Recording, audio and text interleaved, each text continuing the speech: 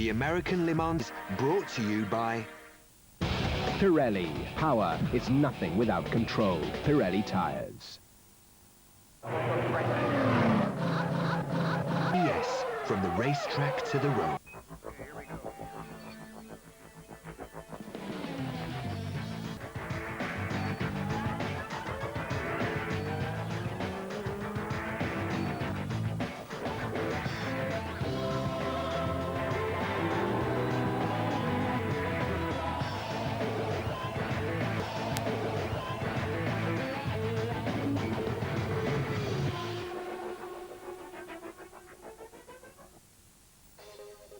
At round 6 of this year's American Le Mans Championship, the series made its first ever visit to Trois-Rivières in Canada.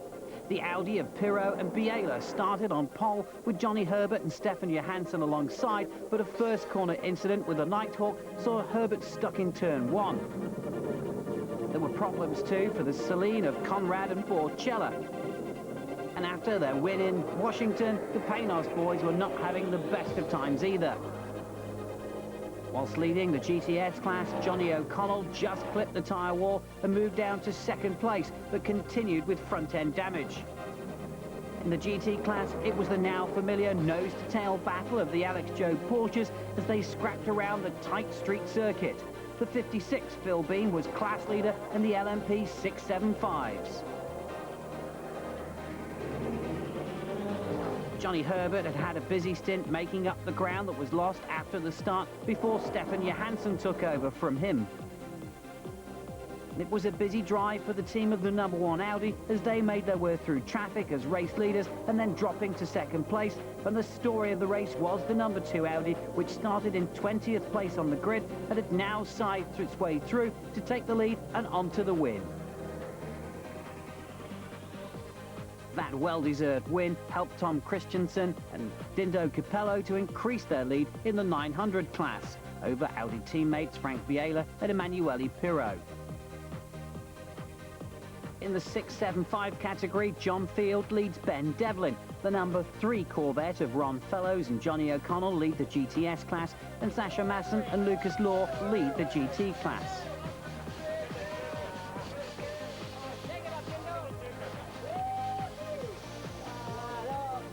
It seems a long time since the championship started off with a 12-hour marathon race at Sebring, but the action has been fast and relentless as the teams and drivers make their way around the States and into Canada. And it's to the second race in Canada that the spotlight is turned now.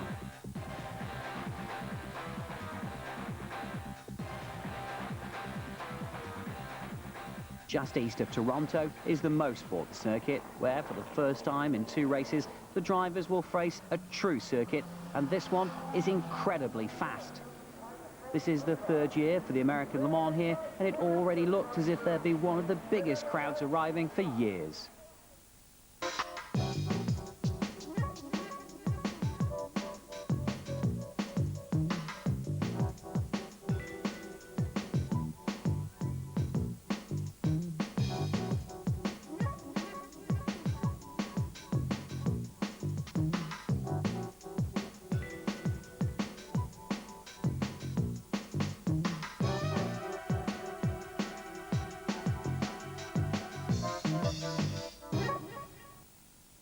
A test session the day prior to the start of qualifying provided a few incidents for some of the teams, and the weather had been very wet, but good conditions had finally returned.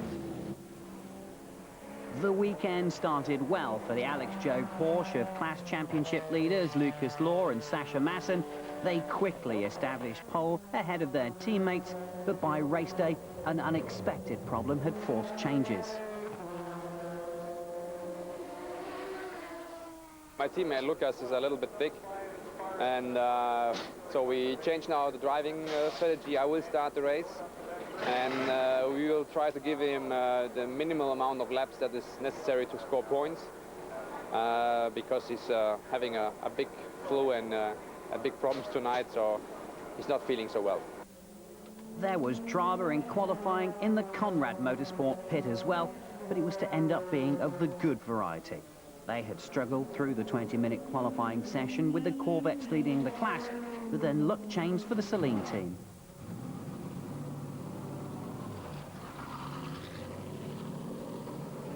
Today we lost the wheel, and that was a big problem for us. You know, it's a mental problem. You lose wheels here on this track. You know, it's so fast. And then we get out for the qualifying, and then we had some vibration in the tires. And that made me not happy. And then we stop the car, bring the tires back, and rebalance the tires.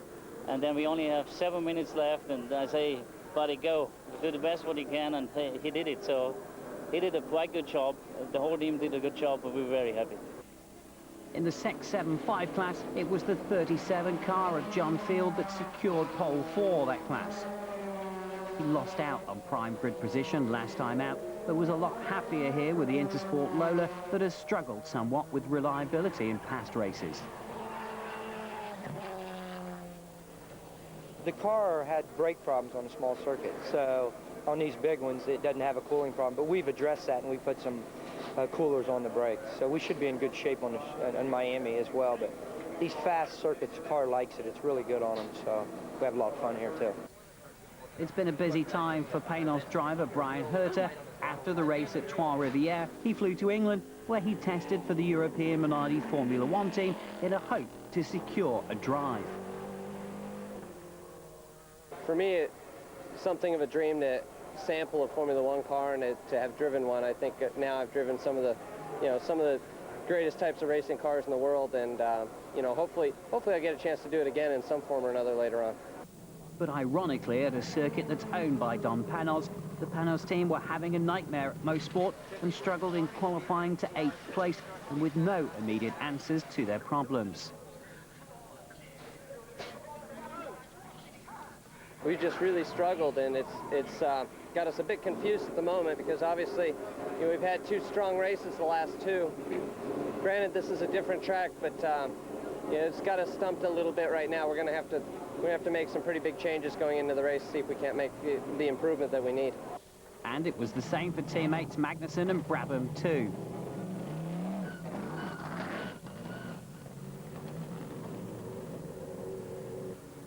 The Cadillacs were going well here though, with Eric Bernard and Emmanuel Collard qualifying 5th only days after Cadillac announced the end of the racing project at the end of this season.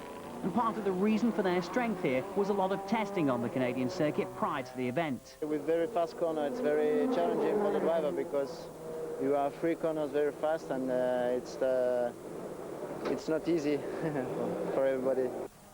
JJ Leto and Max Anginelli in the number 8 North Star Cadillac went even better, taking 4th place. Johnny Herbert just clinched 3rd in the champion Audi from the Cadillac in the dying moments of the session. The privateer R8 was lying 5th until it all came together on a hot lap after suffering from a lack of grip in the earlier part of the session, but Herbert was definitely loving it here.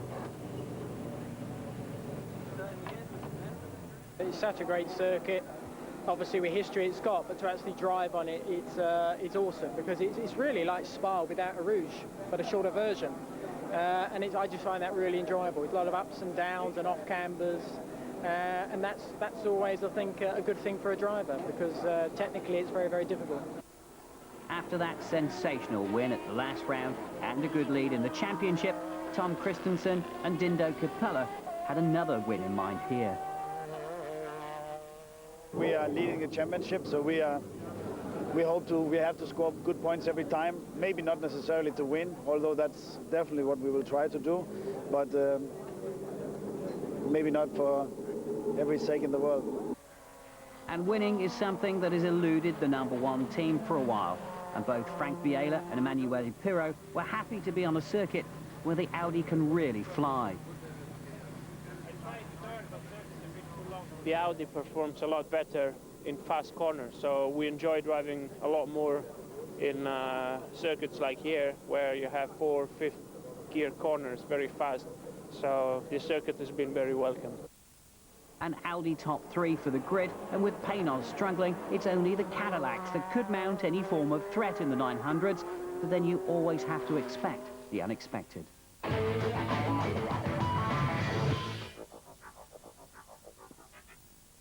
A little rain overnight close by to the circuit, but conditions are dry and perfect here, A slight cooling breeze, a welcome to the hordes of spectators that have been arriving all weekend here to see what should be a thrilling race for all that are concerned with it.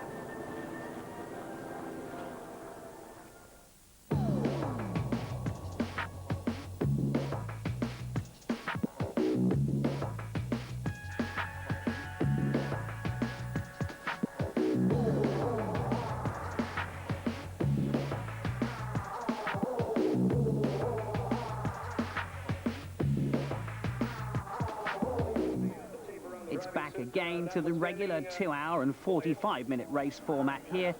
2.49 miles or 3.957 kilometers per lap. The fastest lap record is held from last year by Emanuele Pirro, but Frank Biela unofficially broke that this weekend. The same pairing won here last year ahead of Jan Magnussen and David Brabham. So the opening ceremony just about over. The instruction will be given very soon to clear the grid, the drivers in their cars, and this is how they will form up then for this second race in Canada here at the Motorsport Circuit. Certainly expect it to be a good race. So Frank Biela and Tom Christensen on the front row in the Audi R8. But what about those Cadillacs? Could be quite interesting indeed as to what happens with those. A couple of warm-up laps first of all, before the rolling start that will see them take off for this race, and they get away this time, and it's perfect for Pirro. Looked to be very bad though for Johnny Herbert, because a Cadillac was very close in front of him. Rob Fellows is past the Celine already as well, so he's now leading the GTS class. Got a good jump on the Celine, but how will it play out? We'll have to wait and see. Frank Biela leads. Dindo Capello in that number 2 Audi, currently in second place. And then it's JJ Leto in that Cadillac North Star. Stephanie Hansen 4th place after losing one. And Emmanuel Collard in 5th place. David Brabham 6th place. Then the first 675 car of John Field in 7th place. And then back to the second Panos, number 51. And Bill Orbelane currently there in 8th place. So all very close, as we would expect them to do at the beginning of the race. And I'm sure we'll start seeing some pressure applied as the cars and the drivers get settled in and get up to temperature. A little burst of sparks from the Cadillac there, I think, as it just skipped over a bump.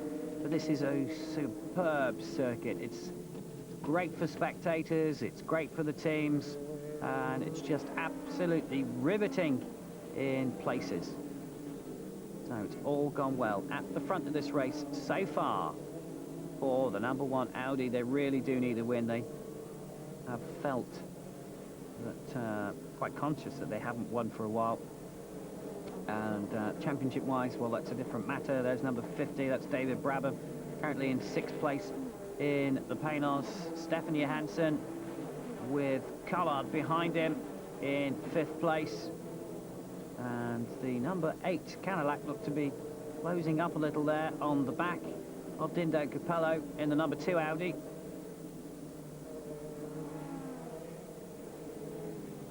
Under the bridge, and here's John Field with the number 51 Panos behind him. Orbelane starting off the first stint, and there is the number 11 Nighthawk Lola MG. Claudia Hurtgen making her debut in that car. She absolutely adores it. Better known for driving Porsches, took part in the FIA GT Championship for quite some time, and the Rook Porsches. And a very fast driver behind the wheel as well. And so too Frank Biela now. This is number 16.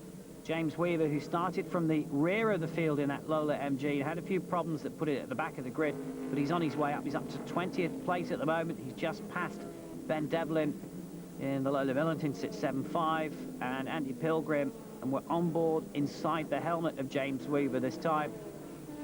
And that is Ben Devlin ahead of him there, so he hadn't actually passed him, but does so now.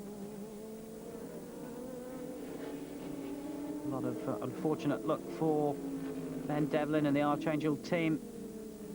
Been so close to victory.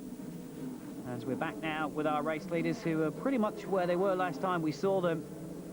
And still Frank Biela leads, Dindo Capello, JJ Leto third, Stefan Johansson in fourth place, taking the opening stint this time. We're so used to seeing Johnny Herbert, but Stefan Johansson really getting settled into that champion Audi. He's only been there for a few races now as they go across the line. And starting to catch up now on traffic. There is number 4, that's Andy Pilgrim in the GTS class. It's one of the other GTS cars, the Vipers behind him.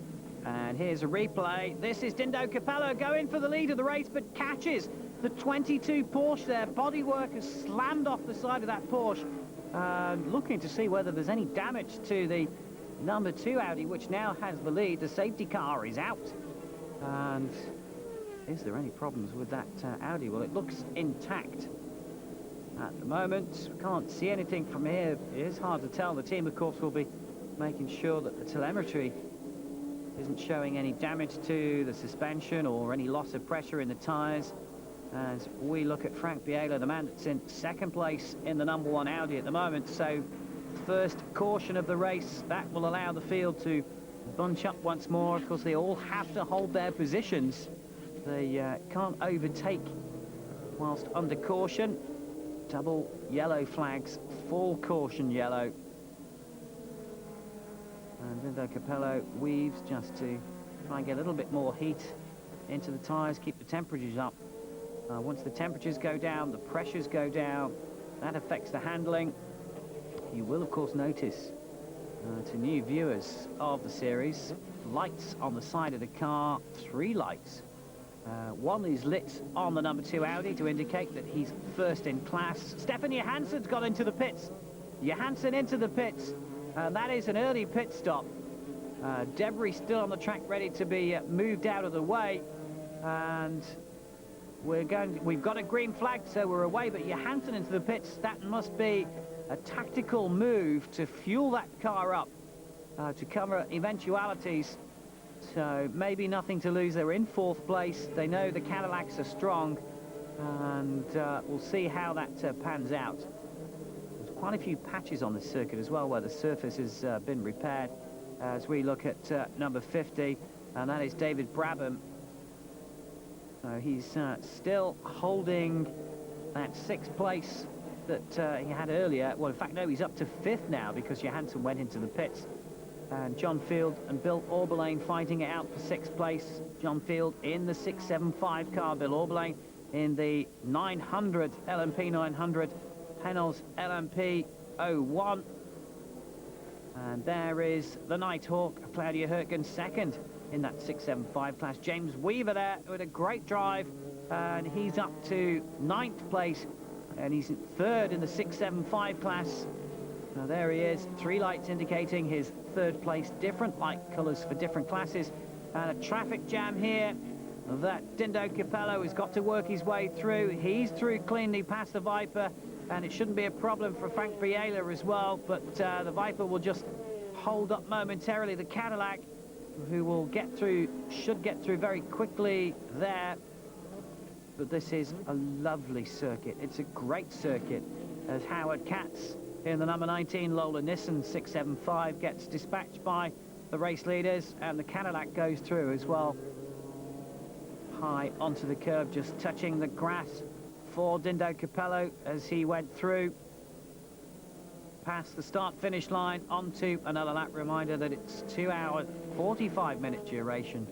It's not on the number of laps. So on board now with 2nd place, a shot that we're used to seeing throughout this championship season. This is the 7th race of the championship out of 10. And Frank Biela just holding station behind that number 2 Audi as they go through the traffic once more and pass the 23 car, I think that is this time, which is the GT leader, Sasha Masson in that. And of course Lucas Law, not feeling well at all, has picked up flu overnight, which has sapped a lot of his energy, but they will put him in the car. He will drive the minimum amount of laps in order to keep him at his best. that way he can still score championship points depending upon the position that number 23, Alex Joe Porsche, does finish. Two Alex Joe Porsches, number 22 and number 23, so used to seeing them in conflict, and I'm sure we'll see them later on. And Dindo Capello still pushing hard, still doing well, as we see that position once more of second place from Frank Biela. Keeping in touch, keeping in contention. That was a lucky move for Dindo Capello earlier to pass and take the lead, but to get away with that collision as well. And that car seems to be certainly okay. No obvious signs, no calling in to the pits by the team. And into the pits is number 37, John Field. The car has been smoking, and he's come into the pits, and it looks as if it's going to be a retirement. What bitter disappointment. He was leading the 675 class, and what do they have to do? But that means now that the 675 class leader is now Claudia Hurtgen in the number 11 Nighthawk. So good for them. James Weaver, of course, will move up another place now, and also moves into second place in the 675 class. The car was really great up till we had the engine problem. I had, you know, Brabham right where I wanted. I could see his tires were either going off or something was happening there, and I was in position to pass. I actually passed him. I don't know if the caution had come out in that corner. I saw it in the next one, so I just let him back by. The car was handling wonderful. It was running great. Power was great. As soon as the restart happened, the engine felt soft, and then by 2 laps it was gone. Well, one man's misfortune is another woman's fortune. Claudia Hurtgen into the 675 lead. And that is a very slow James Weaver. Surely not problems for them. What a disappointment. Hand up just to warn the other drivers and, of course, the track officials and marshals that he has a problem. And that is going to be a retirement. I think we're on board, though, with Stefan Johansson in the Audi R8. Making his way back up after that very early pit stop. And here's an incident with the Viper, and also number 30 Mark Newhouse in the Lola Judd, the 900, and what a disappointment. So number 1 in and out of the pits. Emanuele Pirro now takes over that drive of the number 1 Audi, and there is consternation in the Cadillac pit because the number 7 car has been in and worked on whilst the pit lane was closed. And now this is Eric Bernard in that North Star Cadillac coming in for a stop and go penalty, so that's going to lose them quite a few positions. So unfortunately, disappointment for them. That's how it worked out. The pit lane was closed, so it is in for a 10-second stop and go penalty. On board with the number 8 Cadillac as he's passed by the number 1 Audi. And JJ Leto has been into the pits, has taken on new tyres and fuel. And let's see how quickly the Audi can pull away. Let's see the difference in these cars.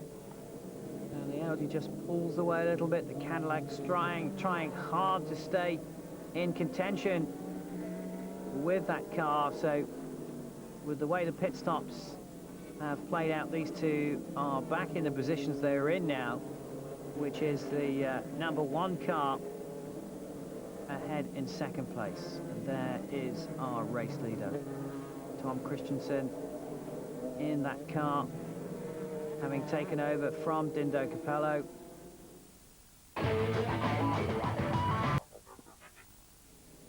You're looking at Lucas Law, who is not feeling well at all. He's taken over from Sascha Massen in the 23 car, the leading Porsche in the GT class. And that is Johnny Herbert behind him, who's taken over from Stefan Johansson. And there you get a true idea of how much difference in the power of the Porsche as against the Audi. And that looked like a Panos that was creeping up behind that Porsche as well. That 6-cylinder water-cooled Boxster 3598cc engine. Into the pits is the number 11 Nighthawk, and it looks like problems. Smoke has been spotted from that car, and Steve Knight, who took over from Claudia, is into the pits. and it looks like there is a small oil fire on board. And here's a replay of a whole gaggle of cars just trying to get past each other. Johnny Herbert goes all very close on the inside of that Cadillac to get past the number 8 car, and that was a very, very dicey move indeed. Back with our race leader though, and there's the 22 Porsche that we saw in collision earlier on with that very same car. They were in the pits for an awful long time, but have gone out again. The car actually was very good. The balance is okay, performance is good.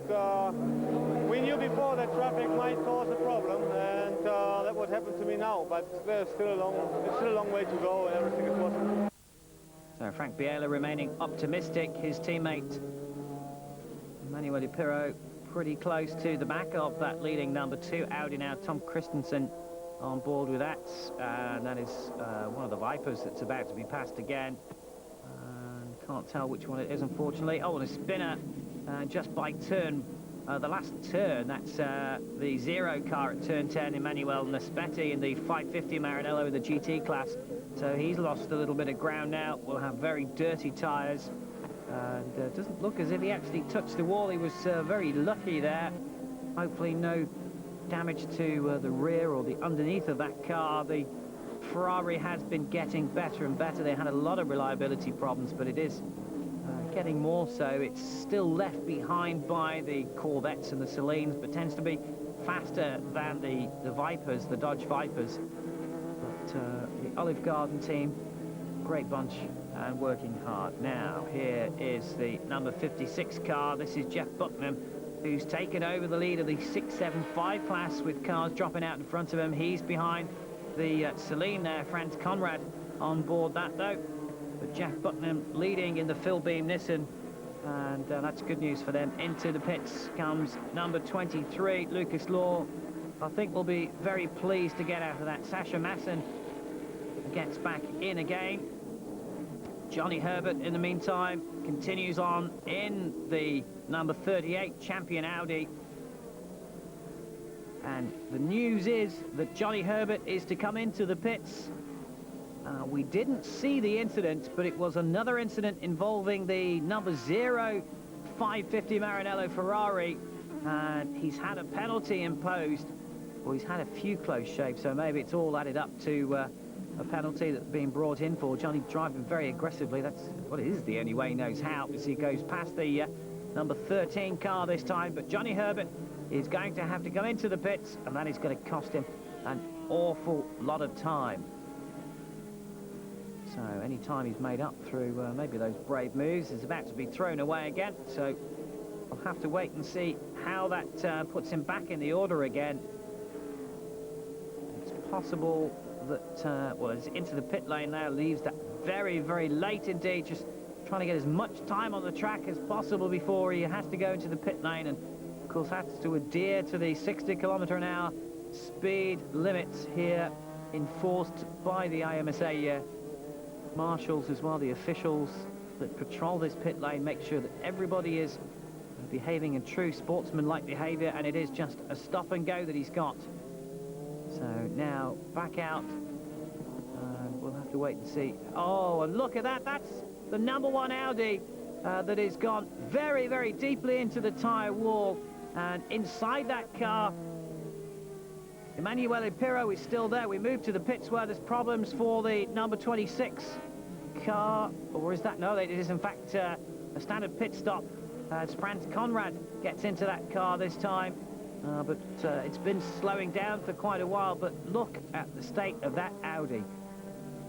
Well and truly destroyed. We have a water temperature problem, and we must back up with the revs, and so I can go flat out what we can. So normally we can do 17s, 18s, and I must go back about a second, 2 seconds. We do 19s and 20s to keep the engine cooler and go finish the race. So it's a shame. We were really in good shape here. Was a chance, nearly a chance to win here.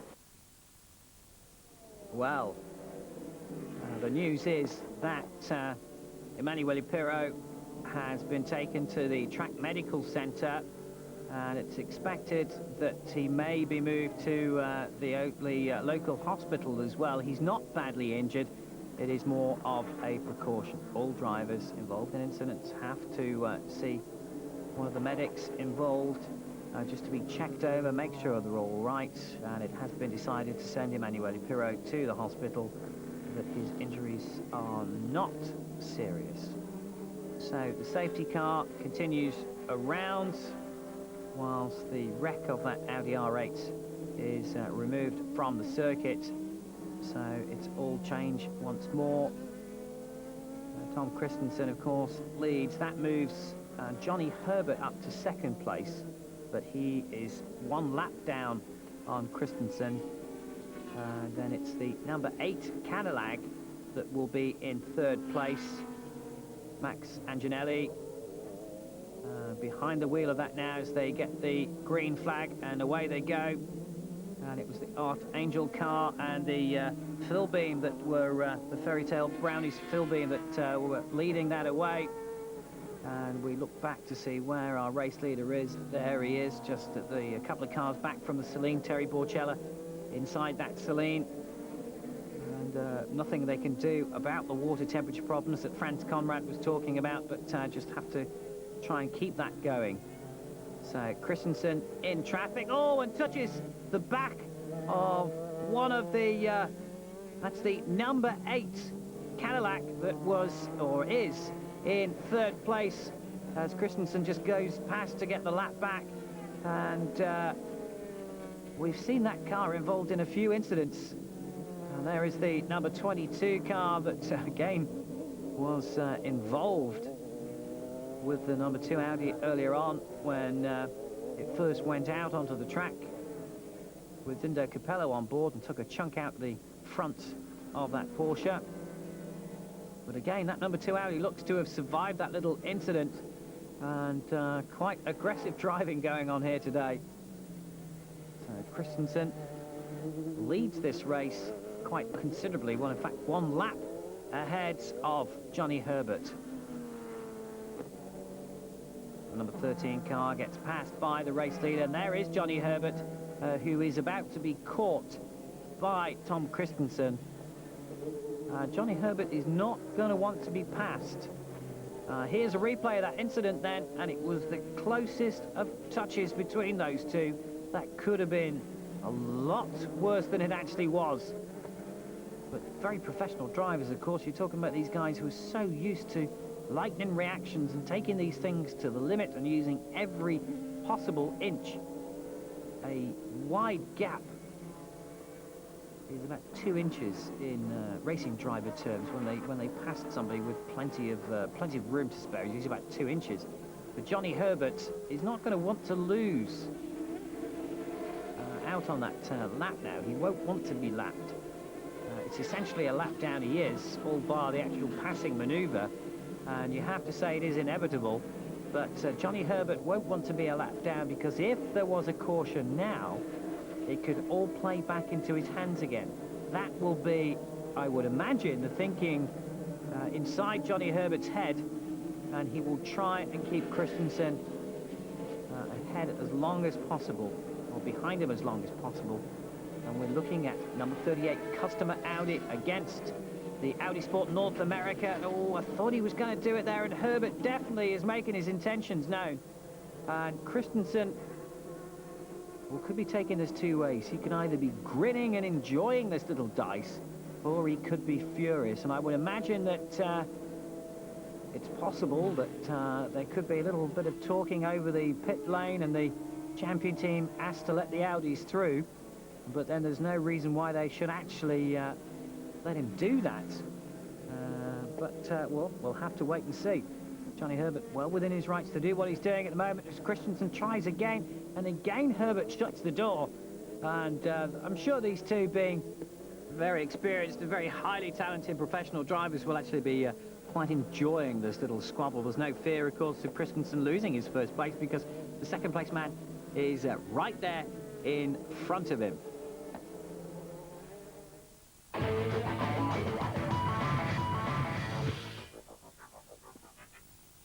Problems for the number 23 Alex Joe Porsche. Sasha Masson has gone off, and gone off in a big style, shall we say, as he tries to get that Porsche back under power.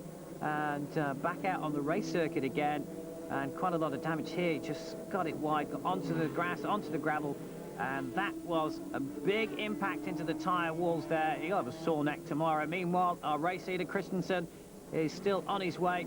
He's got past Johnny Herbert and has left him behind in his wake.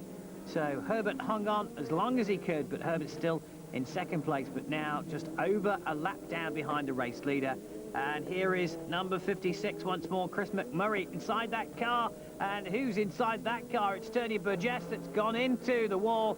Water pouring out of the radiator, and that was a big shunt as well. And that, I think, would be at turn one, actually, just after the exit of the pit lane. And definite contact there, I think, with the Cadillac, and we've seen a lot of contact in this race so far. So quite surprising there. So that is a big shunt. That's going to take a little time to get that moved out of the way, but pleased to say that Tony Burgess is perfectly okay. We can't say that, of course, for that Porsche 911 GT3 RS, and that's the man who we think collided with him. And very close indeed, but something pushed that Porsche offline. Max Anginelli behind Brian Herter in 5th place. So you're looking at 3rd place behind 5th place at the moment. So it's all been going on, and unfortunately another retirement is the number 13 car. The engine seemed to be fine and just let go, so it's hard to say. It's a pity because we were a lap down. We had a problem with the second driver change, but it was going well, the race, and the good pace, we could have still got it back, and things were looking like a win, so it's very hard. Disappointment then for Ben Devlin to see his teammate have to retire that car. Once more, we're behind the familiar Audi TT, the special edition TT, actually, that they're using here as the pace car. Johnny Herbert again caught up behind our race leader Christensen, but Johnny Herbert still a lap down. And then the number 8 Cadillac still holding on to 3rd place, Max Anginelli. And there is the number 56 car once more, the LMP 675 litre, the Fairy Tale Brownies sponsored car. Brian Willman, Jeff Buckman and Chris McMurray. Chris McMurray inside that car at the moment. The 3-litre Nissan V6 in the Philbeam MP84 chassis. We're looking back the onboard camera from the safety car, and now trackside with one of the effects cameras that was actually knocked over by one of the support races. So green flag, and we're away, back under pressure once more. Christensen beautifully away from Johnny Herbert, and I'm sure Johnny Herbert was hoping to try and get a jump there and get past that for that lap again, but it didn't work out. So Johnny Herbert on board with him, a lap down behind the race leader, the Audi that you can see ahead there. Lovely circuit. It is quite narrow, actually. It's quite surprising, but beautiful circuit set in around this woodland area, and about an hour and a half or so from Toronto, Bowmanville. Spectators spent the weekend here. They're camped all over the place. Great atmosphere here. It's a great way to go watching racing, and this circuit moves around, undulates, and through. Past Johnny Herbert is one of the Paynos of Jan Magnussen, and it looks very much as if Johnny Herbert, who we're inside his helmet now, is slowed down a little bit. Well, there's not far to go before the end of this race, and Johnny Herbert may just have a slight problem with that car, but then he also knows that the Paynos there wasn't actually a problem for him if he let him past, and he's still got quite a lead over the Cadillac. But if Johnny Herbert's got a problem, can he make it all the way round? Well, hard to tell. We don't know. Is he in preservation mode, or is there something wrong with that champion Audi? We've seen that happen to him in past races. Luck has been against Johnny a few times. Just have to wait and see. Well, conditions have just been absolutely stunning here. Despite that, the track is very dusty, very dirty. A lot of drivers were saying that they were having severe grip problems here today when they came in from their pit stops. And Johnny Herbert still continuing on, still in that second place. There's our race leader. And the Panos of Magnussen continues on as well. And we would have him at the moment in 4th place behind the Cadillac. But, of course, the way that they are behind with each other in the laps is something that spices up and moves it all around. So back on board with Johnny once more. The sky has changed quite a lot here throughout the weekend. One moment it's brilliantly clear, and then next moment the clouds have come over, some very dark ones. We've had a lot of thunderstorms in this area over the last few days as well. A few spots of rain earlier on in practice yesterday, but nothing major, just a few specks of water that you could feel on your face. Jan Magnussen, well, I think the team will be pretty happy about 4th place. They really didn't know what to expect from this weekend at all, but 4th place for Brabham and Magnussen, and 5th for the second car, the 51 car. We've been struggling to find a reasonable setup with the car, and we lost a lot of time when we had the accident on Friday. So, you know, we missed pretty much a session, so we've always been a bit behind.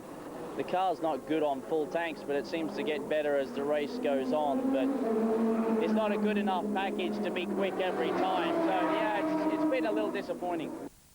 No hair, it says, on his hat. And I think he scratched a lot of it out this weekend, what little bit he did have, sorry David, and trying to figure out what they could do to improve their position here, but still 4th and 5th, they still pick up points, they're still going to get a finish, fingers crossed. So Jan Magnussen in 4th place, and not a smooth drive from him. He is one of those drivers that's really, really gentle on the car, but certainly aggressive when he needs to be as well. There is Johnny Herbert in 2nd place, and I think it is just car preservation and just getting that champion Audi all the way round. Of course, nearly 2 3/4 hours of racing. These cars take an absolute punishment. Johnny Herbert driving the 2nd stint of the race this time. So up again, there's many elevation changes in this race. There's the 44 Viper and the number 19 car once more, and this is our 675 leader, and this is going to be a great result for Chris McMurray and the rest of the crew in the Philbeam Nissan. And they've had their fair share of bad luck over the rounds as well, so they're going to pull in some good points and win the 675 class. And this is the battle in the Porsches. Sasha Masson actually lost the door after finally rejoining the track after that incident. Number 66, Brian Cunningham, is that leads the GT class. This is the battle for 2nd, 3rd and 4th, and currently it's being led by the number 43 car. And Leo Hendry and Peter Barron will be delighted if they can hold that 2nd place. Then it's Sasha Masson, and then Jörg Bergmeister. Sasha Masson driving longer stints here this weekend because Lucas Law, as we've already mentioned, isn't feeling very well. And Sasha Masson is right close behind that 43 car. Sasha Masson hasn't given up, and Jörg Bergmeister is there to pounce if there's any problem. And Sasha Masson was quite concerned earlier on with the problems for the 22 car because he knew that his teammate wouldn't be behind him at that point if the 23 car had problems, and he said that if we have problems, I want them to win. So the white flag is out. That means they're on the last lap, and we're on board inside the 43 Porsche, looking back at Sasha Masson, who's trying everything he can to get past, but that car of his isn't in perfect condition. The aerodynamics certainly won't be working as well, but certainly for once Sasha Masson will be quite cool inside that. And through he goes. Beautiful move, timed that beautifully, but the 43 car is fighting back now. There was, I'm sure, a definite touch there, and has that Porsche gone off? We've lost a Porsche. The 23 car has gone off, as our race leader Christensen comes upon that battle.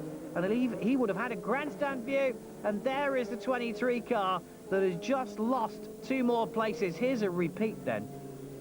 And we look back, there's the 23 car just inside the right-hand rear, and a bit of glare from the sun as we go through, and tries to go through after this, tries to go through up the inside, and there's contact, and Sasha Masson will now run wide, and more damage caused to that car, and that was definitely brilliant driving, controlled stuff there, and Sasha Masson was outwitted and outpaced.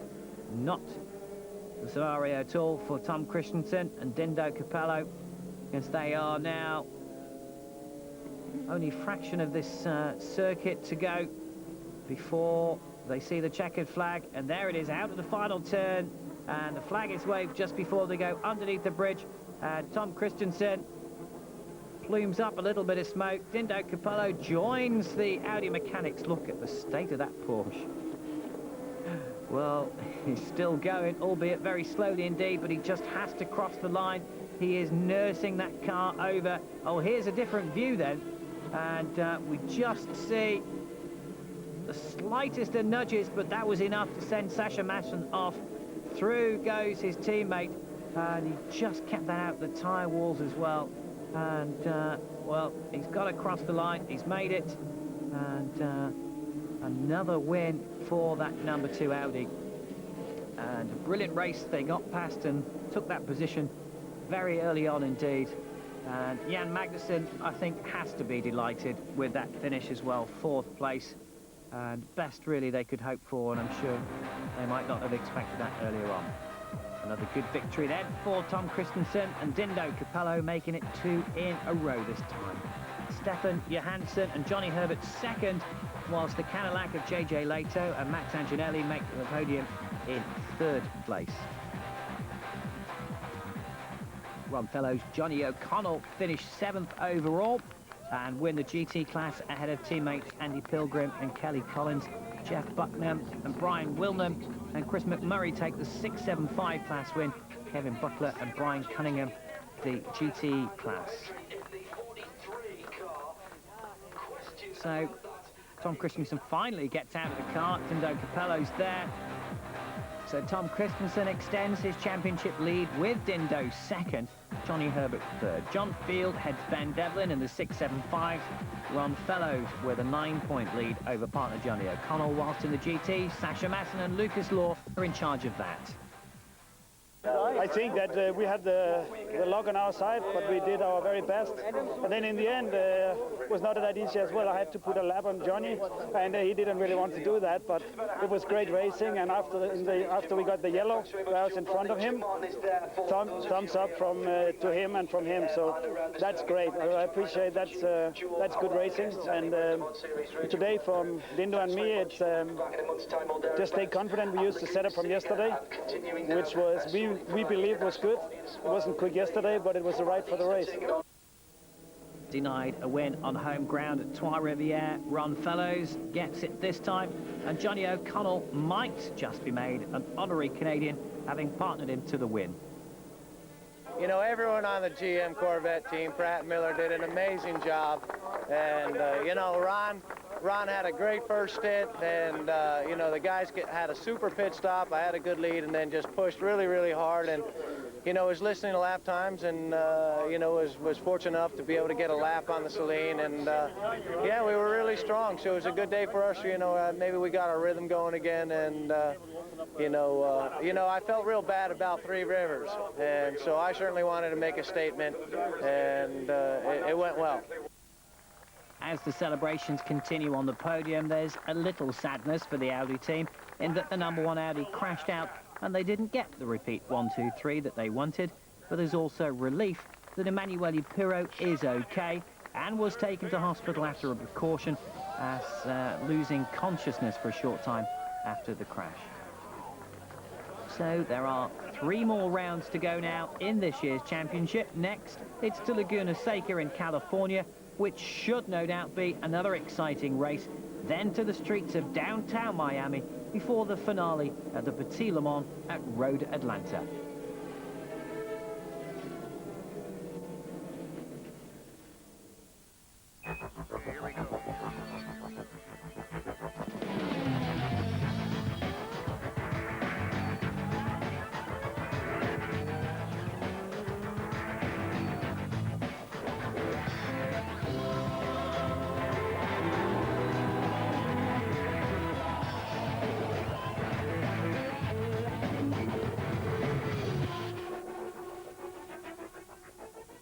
The American